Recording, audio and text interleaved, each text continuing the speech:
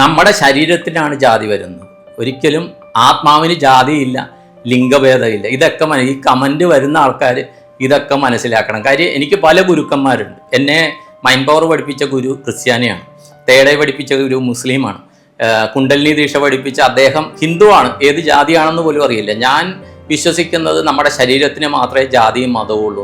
എനിക്കും അറിയാം ഞാനൊരു അർദ്ധബോധാവസ്ഥയിലാണ്, പക്ഷേ എൻ്റെ മുമ്പിൽ ആരോ ഉണ്ട്, ഞാൻ എന്തോ ഒക്കെ കമ്മ്യൂണിക്കേറ്റ് ചെയ്യുന്നുണ്ട്. വേറൊന്ന്, ഇപ്പം ആത്മാക്കൾ ഒരിക്കലും നമ്മളോട് സംസാരിക്കില്ല,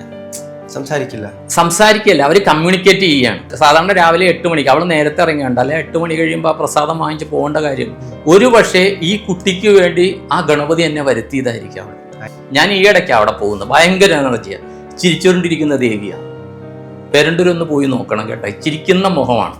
അതുപോലെ ആ ദേവിയുടെ നെറ്റിയുടെ ഭാഗത്ത് എപ്പോഴും ഒരു തെളിച്ചം കാണാം. അതുപോലെ ഈ എക്സ്റേ എടുക്കുന്നിടത്ത് നമ്മളെ നിർത്തിയിട്ട് അവർ ഒരു കോട്ടിട്ടിട്ട് ദൂരെ മാറി നിന്നിട്ടാണ് ഇത് ചെയ്യുന്നത്. കാര്യമായി എനർജി പാസ് ചെയ്യുന്നത്. അത് തന്നെ ഇവിടെയും നടക്കും. അപ്പോൾ ഈ ഇലക്ട്രോണിക് മീഡിയയിൽ അന്ന് ഈ സാധനം വന്ന് ഇതൊക്കെ നോക്കിക്കഴിഞ്ഞിട്ടാണ് ഞാൻ പോയിട്ട് പിന്നെ വോയിസ് ഇടുന്നത്. മനസ്സിലായോ? അപ്പോൾ പിന്നെയാണ് പറയുന്നത് അവിടെ സുഖമില്ലാണ്ട് ഒരാളുണ്ടായിരുന്നു. അപ്പോൾ അവർ സ്ത്രീയാണ്, അവർ പിന്നെ ഇപ്പോൾ മരണപ്പെട്ടു. അപ്പോൾ ഇവർ ഇടയ്ക്ക് ബോധം പോകുമ്പോൾ ഈ ക്ഷേത്രം, ഈ ദേവീക്ഷേത്രം ഉണ്ടല്ലോ, ഇവിടെ അവർ വന്നിരിക്കുന്നു. ഇത് ഞാൻ പറഞ്ഞു ഇത് എന്നോട് നേരത്തെ പറയണ്ടേ. അവർക്ക് അവിടെ നിന്നിട്ട് ആ പ്രശ്നം ഉണ്ടെന്ന് പറഞ്ഞാൽ അവരെ ആ വീട്ടിൽ നിന്ന് മാറ്റി വേറൊരു വീട്ടിൽ താമസിപ്പിച്ചവരെ. അത് കഴിഞ്ഞപ്പോൾ അവരുടെ ആരോഗ്യം ശരിയായി, മകളുടെ കുട്ടീനെയൊക്കെ കണ്ട്. അത് പിന്നെ ഒരു 1.5 വർഷം കഴിഞ്ഞാണ് അവർ മരിക്കുന്നത്. കാര്യം ക്യാൻസർ 4th സ്റ്റേജ് ആയിരുന്നു. ഇവർക്ക് 4th സ്റ്റേജ് ആയതുകൊണ്ട് മകളുടെ കല്യാണം ഇങ്ങനെ നീട്ടിവെച്ചുകൊണ്ടിരിക്കുന്ന കേസായിരുന്നു. മനസ്സിലായോ? പക്ഷെ ആ വീട്ടിൽ നിന്ന് മാറ്റിയപ്പോൾ ഇവരുടെ രീതി തന്നെ മാറി. കാര്യം ആ ഇതിൻ്റെ എനർജിയുടെ സാന്നിധ്യമാണ്. അല്ലെങ്കിൽ അവിടെ നിൽക്കുമ്പോൾ ആ രീതിയിൽ ആചരിക്കണം. നമ്മളിപ്പോൾ ചില ആറ്റോമിക് സെൻറ്ററുകളിൽ സന്ദർശകരെ കയറ്റുമല്ലേ, അപ്പോൾ അവർ പ്രത്യേകതരം കോട്ട് തരും. ആ കോട്ടിട്ട് വേണം അതിനകത്ത് ചെല്ലാനായിട്ട്. അത് ഇടാണ്ട് ചെന്ന് കഴിഞ്ഞാൽ പണി റേഡിയേഷൻ അടിക്കും. അതുപോലെ ഈ എക്സ്റേ എടുക്കുന്നിടത്ത് നമ്മളെ നിർത്തിയിട്ട് അവർ ഒരു കോട്ടിട്ടിട്ട് ദൂരെ മാറി നിന്നിട്ടാണ് ഇത് ചെയ്യുന്നത്. കാര്യമായി എനർജി പാസ് ചെയ്യുന്നത്.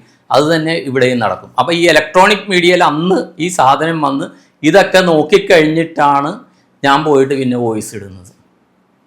ഇലക്ട്രോണിക് മീഡിയയിൽ തീർച്ചയായിട്ടും ഇപ്പോൾ ഒന്നും പറയണ്ട. കഴിഞ്ഞ ദിവസം നമ്മൾ ലാസ്റ്റ് മഹാവതാർ ബാബാജിയുടെ ഇതെടുത്തില്ല. ഞാൻ പറഞ്ഞില്ലേ ഇവിടെ പല സോൾസ് കാണും, പക്ഷേ പോസിറ്റീവായിട്ടുള്ള എല്ലാ സോൾസും പോസിറ്റീവാണ്.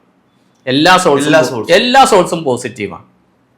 നമ്മൾ അവരോട് എന്താണോ അപ്രോച്ച് ചെയ്യുന്നത് അത് വെച്ചാണ് ഇത് വരുന്നത്. ഞാൻ പറയട്ടെ, ഒരു കുട്ടി റോട്ടിൽ നിൽക്കുകയാണ്, റോട്ടിൽ നിന്ന് കരയുമ്പോഴത്തേക്ക് അവൻ ആ സ്ഥലം പരിചയമില്ല. പക്ഷെ നമ്മൾ അവനോട് ചെന്ന് സ്നേഹത്തോടെ എന്താണ് മോനെ ഏതാണെന്നൊക്കെ ചോദിക്കുമ്പോൾ അവൻ നല്ല രീതിയിൽ നമ്മളോട് ഇടപെടും. ഇല്ല, അവനെ ഒരു അഭയസ്ഥാനം ഉണ്ടെന്ന് വെച്ചിട്ട്. അപ്പോൾ ഏതെങ്കിലും സോൾസ് അവരൊരു ഫ്രീക്വൻസി നിൽക്കുമ്പോൾ അവർക്ക് ചിലപ്പോൾ പല ആവശ്യങ്ങൾ വരാം. അപ്പോൾ ചിലർ ചോദിക്കും എന്താണ് ആവശ്യം, അത് ഇതാണെന്നൊക്കെ പലരും പറയും. എന്താണ് ആവശ്യം എന്ന് അവർക്ക് പല ആവശ്യങ്ങളുണ്ട്. അടുത്ത ജന്മം എടുക്കേണ്ടി വരും. എനിക്കറിയാം, ഇപ്പോൾ തേടയൊക്കെ എടുത്തതിന് അതിൻ്റെ താഴെ വന്ന് ഓരോരുത്തർ കമൻ്റ് ഇടുന്നുണ്ട്. ഇതിനകത്ത് ഒരു കാര്യം മനസ്സിലാക്കേണ്ടത്, ഞാനിപ്പോൾ പല ഗുരുക്കന്മാരുണ്ട്, അതിൽ ഞാൻ ബ്രാഹ്മണം പറയുന്നുണ്ട്. എന്നെ മൈൻഡ് പവർ പഠിപ്പിച്ച ഗുരു ക്രിസ്ത്യാനിയാണ്, തേടേ പഠിപ്പിച്ച ഗുരു മുസ്ലിമാണ്, കുണ്ടലിനി ദീക്ഷ പഠിപ്പിച്ച അദ്ദേഹം ഹിന്ദുവാണ്. ഏത് ജാതിയാണെന്ന് പോലും അറിയില്ല. ഞാൻ വിശ്വസിക്കുന്നത് നമ്മുടെ ശരീരത്തിന് മാത്രമേ ജാതിയും മതവും ഉള്ളൂ എന്നുള്ളതാണ്. ഈ ശരീരം, ഈ ബോധം പോയി കഴിഞ്ഞാൽ ഇത് പിന്നെ ബോഡിയാണ് അല്ലേ. പിന്നെ നമ്മുടെ ആചാരം അനുസരിച്ച് ദഹിപ്പിക്കും. ഇപ്പം ഞങ്ങൾക്ക് ബ്രാഹ്മണ ജാതി ആണ് പോയത് കൊണ്ട് അതനുസരിച്ച് കുറച്ച് ചടങ്ങുകൾ വെച്ച് ദഹിപ്പിക്കും. ഓരോരുത്തരുടെ ആചാരങ്ങൾ എന്താണോ, വിശ്വാസാനുഷ്ഠാനങ്ങൾ വെച്ച് ദഹിപ്പിക്കും. അത് കഴിയുമ്പോൾ ഈ ശരീരം എന്താണ് വരുന്നത്, അത് വേറെ എപ്പിസോഡിൽ പറയാം ഇത് എന്താണ് സംഭവിക്കുന്നതെന്ന്. അപ്പോൾ ഒരു കാരണവശാലും നമ്മുടെ ശരീരത്തിനാണ് ജാതി വരുന്നത്, ഒരിക്കലും ആത്മാവിന് ജാതിയില്ല, ലിംഗഭേദമില്ല. ഇതൊക്കെ ഈ കമൻറ്റ് വരുന്ന ആൾക്കാർ ഇതൊക്കെ മനസ്സിലാക്കണം. കാര്യം എനിക്ക് പല ഗുരുക്കന്മാരുണ്ട്. ഇപ്പോൾ ഹിപ്നോട്ടിസം പഠിപ്പിച്ച ഒരു ആളുണ്ട്. കാര്യം ഹിപ്നോട്ടിസത്തിന് പോയി ഡോക്ടർ ബ്രയാൻ എൽവിസ് സാറിൻ്റെ ബുക്ക് വായിച്ചു കഴിഞ്ഞപ്പോൾ ഒരേ ആത്മാവ് പല ശരീരങ്ങൾ, നിരവധി ജന്മങ്ങൾ, അനവധി ഗുരുക്കന്മാർ എന്ന് പറഞ്ഞ് 2 ബുക്കുണ്ട്. അത് വിവർത്തനം ചെയ്ത് ഈ രാധാകൃഷ്ണ പണിക്കർ സാറാണ്. അത് പിന്നെയാണ് ഞാൻ അറിയുന്നത്. അത് വായിച്ചു കഴിഞ്ഞപ്പോൾ ഹിപ്നോട്ടിസം എന്താണെന്ന് അറിയണമെന്നും പറഞ്ഞ് ഹിപ്നോട്ടിസത്തിലാണ് പാസ്റ്റ് ലൈഫിലേക്ക് കൊണ്ടുപോകുന്നത്. അത് ഒരു സാറിൻ്റെ കീഴിൽ 4 ക്ലാസ്സും അതുകൂടാണ്ട് അതിൻ്റെ മെൻ്റലിസം എന്ന് പറഞ്ഞൊരു ക്ലാസ് ഉണ്ട് അദ്ദേഹത്തിൻ്റെ. ആ ക്ലാസ്സും ഞാൻ ചെയ്തു. മനസ്സിലായി? ആ ക്ലാസ് ചെയ്യുമ്പോഴും അതും പല അനുഭവങ്ങളാണ്. നമ്മളൊരു ശരീരത്തിൽ നിന്ന് വിട്ടുപോയി കഴിയുമ്പോൾ എന്ത് മനസ്സിലാക്കുന്നു, മനസ്സിലായി? ഓരോ ആൾക്കാരും ഓരോ ജാതി അവരെന്താണോ വിശ്വസിച്ചത് അവർ ശരീരം വിട്ട് കഴിയുമ്പോൾ ആ ദേവത അവരെന്താണോ വിശ്വസിച്ചത്, അവരുടെ മരണപ്പെട്ട ആൾക്കാർ, അച്ഛനും അമ്മയും അങ്ങനെയുള്ളവരും അവരേത് ഈശ്വരനിലാണോ വിശ്വസിച്ചത്, ഇപ്പോൾ ശിവനാകാം, വിഷ്ണു ആകാം, അല്ലെങ്കിൽ ഓരോ മതവിശ്വാസം അനുസരിച്ച് അവരെന്താണോ വിശ്വസിച്ചത് ആ രൂപം അവരെ വിളിക്കാൻ വരികയാണെന്നുള്ളതാണ് അവർ പറയുന്നത്. കഴിഞ്ഞ ജന്മത്തിൻ്റെ അവസാനം എന്താണെന്ന് ചോദിക്കുമ്പോൾ ഇതാണ് പറയുന്നത്. പക്ഷേ ഇതറിയുന്ന കുറേ പേരുണ്ട്, ഇപ്പോൾ പാരാസൈക്കോളജി ചെയ്യുന്ന കുറേ പേരുണ്ട്. പക്ഷേ ഇവരൊന്നും ഓൺ സ്ക്രീനിൽ ഇത് പറയില്ല. പേഴ്സണലി പറയും. ഞാനിപ്പോൾ ഇത്രയും കാര്യങ്ങൾ പറയണ്ട, എൻ്റെ തന്നെ അനുഭവങ്ങളാണ്. ഇപ്പോൾ മഹാവതാർ ബാബാജിയുടെ കാര്യം പറയുമ്പോൾ അങ്ങനെയല്ല, ലാഹിരി മഹാശയൻ റീബർത്ത് ഇങ്ങനെ എടുക്കുകയില്ല എന്നൊക്കെ പറയുന്നുണ്ട്. ഇത് നമുക്ക് ഉണ്ടെന്ന് എൻ്റെ അനുഭവം ഇല്ലേ, ഇല്ലെന്ന് പറയാൻ എന്ത് റൈറ്റ് ഉണ്ട്? ഇപ്പോൾ വോയിസ് ഓഫ് ബാബാജി എന്ന് പറഞ്ഞ് 2 പേര് എഴുതിയിട്ടുണ്ട് മദ്രാസിൽ. ഈ കുറച്ച് വർഷങ്ങൾക്ക് മുമ്പ്, 20-25 വർഷങ്ങൾക്ക് മുമ്പ് മഹാവതാർ ബാബാജി നേരിട്ട് അവരോട് വന്ന് പറഞ്ഞ് എഴുതിയ കാര്യങ്ങളാണ്. ഒന്ന് നീലകണ്ഠൻ സാറാണ്, ഒന്ന് ഗോവിന്ദൻ എന്ന് പറഞ്ഞ ആളാണെന്ന് തോന്നുന്നു. ഇവരോട് മഹാവതാർ ബാബാജി നേരിട്ട് വന്ന് ഇവരെ കൊണ്ട് എഴുതിക്കുകയായിരുന്നു ഇംഗ്ലീഷിൽ. മനസ്സിലായേ? വോയിസ് ഓഫ് ബാബാജി എന്ന് പറഞ്ഞ ബുക്കുണ്ട്. ഞാൻ കംപ്ലീറ്റ് വായിച്ചിട്ടൊന്നുമില്ല, വെറുതെ വായിച്ചിട്ടുള്ളൂ. കാര്യം ഞാൻ ഇങ്ങനത്തെ കാര്യങ്ങൾ നമ്മുടെ മാതൃഭാഷ മലയാളത്തിൽ വായിക്കാനാണ് ഞാൻ ഇഷ്ടപ്പെടുന്നത്. ഇംഗ്ലീഷൊക്കെ കുറേ 10-28 വർഷം ഒഫീഷ്യൽ ഇതായിട്ട് ഇത് ചെയ്തുകൊണ്ട് ആ ഒരു മൂഡാണ് ഇംഗ്ലീഷ് വായിക്കുമ്പോൾ. മലയാളമാണ് ഞാൻ കൂടുതലും പ്രിഫർ, അതുകൊണ്ട് ഞാൻ വായിച്ചിട്ടില്ല. അതും അങ്ങനെ മഹാവതാർ ബാബാജി ഇങ്ങനെ ഇവരുടെ മുമ്പിൽ പ്രത്യക്ഷപ്പെട്ടിട്ടില്ല എന്ന് പറയുന്ന ക്രിയായോഗ ഇത് ചെയ്യുന്ന ആൾക്കാരുണ്ട്. പിന്നെ ക്രിയായോഗനെ കുറിച്ച് കുറേ പേര് പറയുന്നുണ്ട്, വിമർശനം പറയുന്നുണ്ട്. ഈ ക്രിയായോഗ ശ്രീരാമൻ പറഞ്ഞിട്ടുണ്ട്, ശ്രീകൃഷ്ണൻ പറഞ്ഞിട്ടുണ്ട്. അവർ പറഞ്ഞ രീതി വ്യത്യാസമാണ്. ഈ മഹാവതാർ ബാബാജി കൊണ്ടുവന്ന ക്രിയായോഗമുണ്ട്. ഈ ക്രിയായോഗ പഠിച്ച് ഒരു ലെവലിലേക്ക് വന്നത് എനിക്കൊരാൾ അതിനെക്കുറിച്ച് പഠിച്ച് തന്നേ പറഞ്ഞിട്ടുള്ളൂ. ഞാൻ ക്രിയായോഗ പണ്ഡിതനാണെന്ന് പറഞ്ഞിട്ടില്ല. അവർ തന്ന കാര്യം ഞാൻ പ്രാക്ടീസ് ചെയ്യുന്നുണ്ട്, അതിൻ്റെ അനുഭവങ്ങളുണ്ട്, നാദം കേൾക്കുന്നുണ്ട്. അങ്ങനത്തെ മറ്റുള്ളവർക്ക് അതായിരിക്കല്ല അനുഭവം. പക്ഷെ അതിനകത്ത് എന്നിട്ടും കുറച്ച് പേര് പറയുന്നുണ്ട് നിങ്ങൾ മെഡിറ്റേഷൻ, നമ്മൾ അറിയുന്നില്ല ആരാണെന്നൊന്നും അറിയുന്നില്ല, ചില ദൈവാംശങ്ങളെന്ന് പറയണം. കാര്യം അവരിതൊക്കെ അറിയും. അവർ പറയുന്നുണ്ട് നിങ്ങൾ മെഡിറ്റേഷൻ ചെയ്യൂ, അപ്പോൾ നിങ്ങൾക്ക് ഈ അനുഭവങ്ങൾ അറിയാൻ പറ്റുന്നു.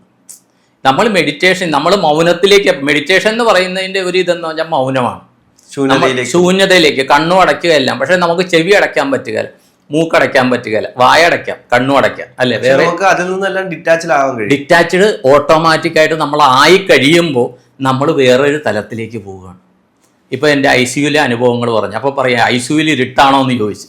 ICUവിൽ പകലും രാത്രി അറിയാൻ പറ്റില്ല, സത്യം അതാണ്. ഇപ്പോൾ ബൈപ്പാസ് കാർഡിയാക് ICUവിൽ ചില സമയത്ത് ലൈറ്റ് ഫുള്ളായിരിക്കും, ഡോക്ടേഴ്സൊക്കെ വരുന്ന സമയത്ത്. ആ സമയം ചിലപ്പോൾ രാവിലെ 9-10 മണിയായിരിക്കും. എൻ്റെ ഈ അനുഭവം നടന്ന എനിക്ക് തോന്നുന്നത് രാത്രിയിലായിരിക്കാം, 2 മണിക്ക്. കാര്യം ക്ലോക്കില്ല. പിന്നെ നമ്മൾ നല്ല ബോധം വരുമ്പോഴേക്കും സമയം എന്താണെന്ന് നമ്മൾ ചോദിക്കും. നമ്മൾ കാണുന്നില്ല, ഏതാണ് സമയം എന്നറിയില്ല, പകലോ രാത്രിയാണെന്നറിയില്ല. ചിലപ്പോൾ രാത്രി തന്നെ ആരെങ്കിലും ഡോക്ടേഴ്സ് എന്തെങ്കിലും എമർജൻസി വരുന്നുണ്ടെങ്കിൽ ലൈറ്റ് ഓൺ ആക്കുന്നുണ്ട് ചില സമയത്ത്. ഒരു ഫ്രീക്വൻ്റ് അല്ല, നമുക്കതുകൊണ്ട് പകലോ രാത്രി എന്നറിയാൻ പറ്റില്ല. ICUവിൽ, പ്രത്യേകിച്ച് കാർഡിയാക് ICUവിലൊക്കെ കിടന്നവർക്ക് അനുഭവങ്ങൾ അറിയാം. എൻ്റെ അനുഭവമാണ് പറയുന്നത്. ആ സമയത്ത് ഞാൻ പോയ തലം മനസ്സിലായി. ആ ഒരു തലത്തിൽ പോയി കഴിഞ്ഞപ്പോഴാണ് മാറി. 2017 മൈൻഡ് പവർ തൊട്ട് ഹിപ്നോട്ടിസം, ഇങ്ങനെ ഓരോ കാര്യങ്ങൾ. അത് കഴിഞ്ഞാണ് ഞാൻ ദീക്ഷ എടുക്കുന്നത്. ഈ തേടൈ ദീക്ഷ, കുണ്ടലിനി ദീക്ഷ, ഈ ക്രിയായോഗ ദീക്ഷയൊക്കെ എടുക്കുന്നത് ഇതിന് ശേഷമാണ്, 2022 ശേഷം, റിട്ടയർ ആയതിനു ശേഷമാണ്. പക്ഷേ ആ സമയത്ത് ഞാൻ പോയ അനുഭവങ്ങൾ എന്താണ്, ഏത് തലമായിരുന്നു എന്ന് ഞാൻ മനസ്സിലാക്കുന്നത് രാധാകൃഷ്ണ പണിക്കർ സാറിൻ്റെ ബുക്ക് വായിക്കുമ്പോഴാണ്.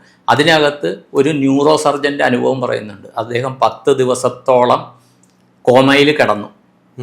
ആ കിടന്നിട്ട്, വിദേശത്തുള്ള ആളാണ്, കോമയിൽ കിടന്നിട്ട് അദ്ദേഹം അനുഭവിച്ച 10 ദിവസം അദ്ദേഹം പോയ തലങ്ങൾ ആ ബുക്കിൽ പറയുന്നുണ്ട്, അദ്ദേഹത്തിൻ്റെ ബുക്കിന്. അതിനകത്തപ്പോഴാണ് ഇത് ഇങ്ങനെയാണല്ലോ എന്നറിയുന്നത്. മനസ്സിലായി? ആ സമയത്ത് ഇപ്പം നമ്മൾ പറയുമ്പോൾ, അനുഭവങ്ങൾ പറയുമ്പോൾ ചേർത്ത് പറയാം. നമ്മളെ ഇലക്ട്രോണിക് മീഡിയയാണ് ഈ പറഞ്ഞ കാര്യം. ഈ സമയത്ത് ഞാൻ ബൈപ്പാസ് കഴിഞ്ഞിട്ട് നമ്മൾ റൂമിൽ വന്ന് കിടക്കും. അപ്പോൾ ആ ചില സമയത്ത് നമ്മൾ അബോധാവസ്ഥയിൽ പോകും റൂമിലാണെങ്കിൽ. ഈ സമയത്ത് ഞാൻ പല രീതിയിൽ ആംഗ്യവിക്ഷേപങ്ങൾ കാണിക്കുന്നു. അപ്പോൾ എനിക്കും അറിയാം ഞാനൊരു അർദ്ധബോധാവസ്ഥയിലാണ്, പക്ഷേ എൻ്റെ മുമ്പിൽ ആരോ ഉണ്ട്, ഞാൻ എന്തോ ഒക്കെ കമ്മ്യൂണിക്കേറ്റ് ചെയ്യുന്നുണ്ട്. വേറൊന്ന്, ഇപ്പോൾ ആത്മാക്കൾ ഒരിക്കലും നമ്മളോട് സംസാരിക്കില്ല, അവർ കമ്മ്യൂണിക്കേറ്റ് ചെയ്യുകയാണ്.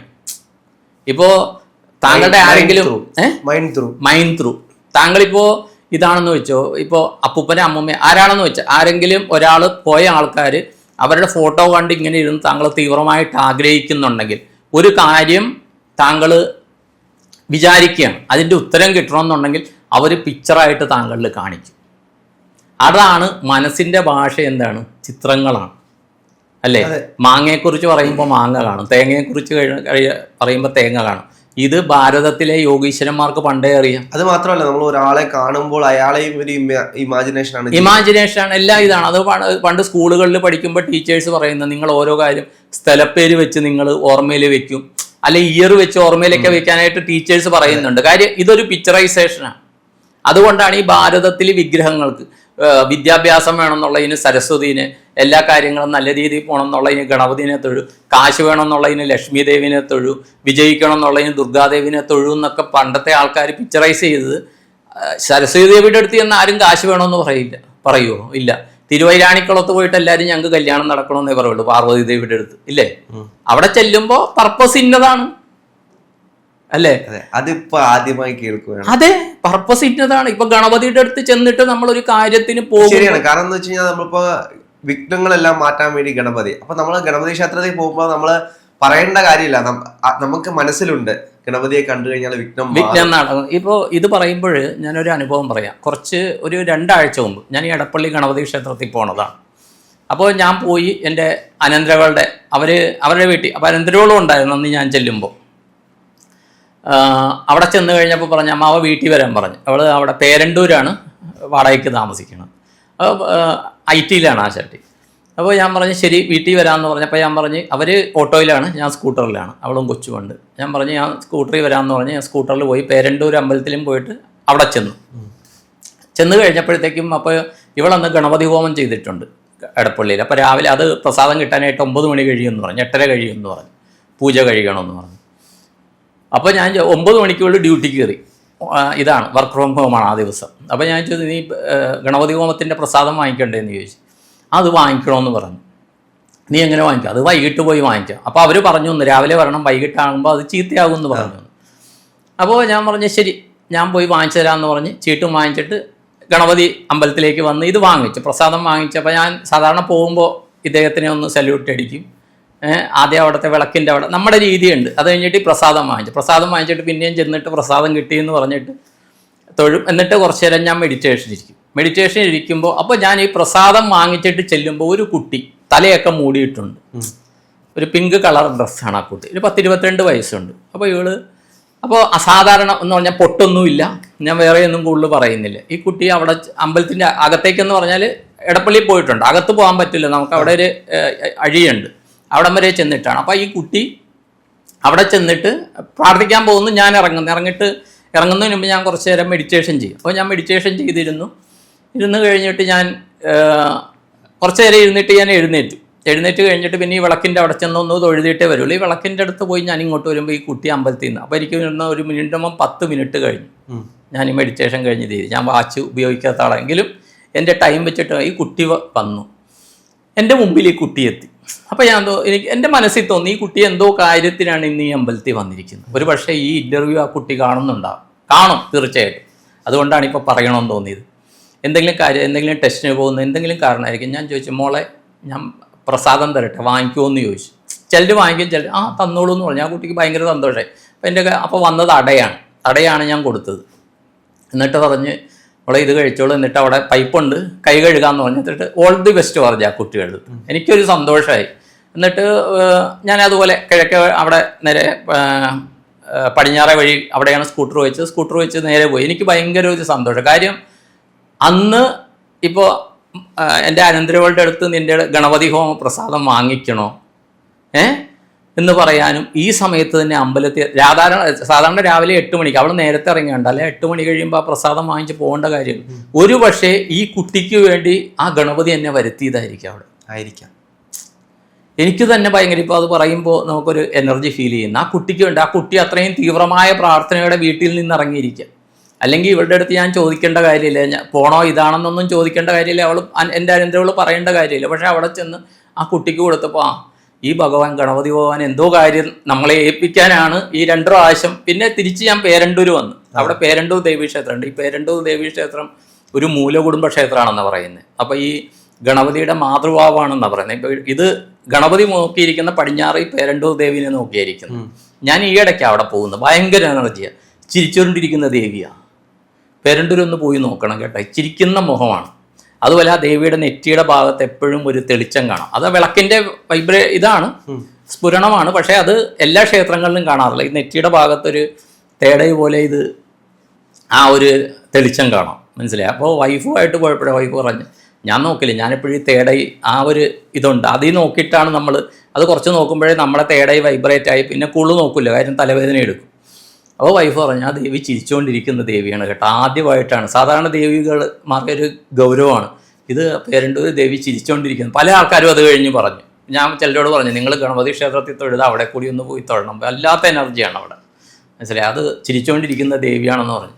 ഒരുപക്ഷെ ഇന്ന് വന്ന് നമ്മൾ ഈ ഇൻ്റർവ്യൂ എടുക്കുന്നത് ഈ ഗണപതിയും ദേവിയും പല അത്ഭുതങ്ങളും പലരുടെയും ജീവിതത്തിൽ വരുത്താനായിരിക്കും ഇത് കേൾക്കുന്നവരുടെ.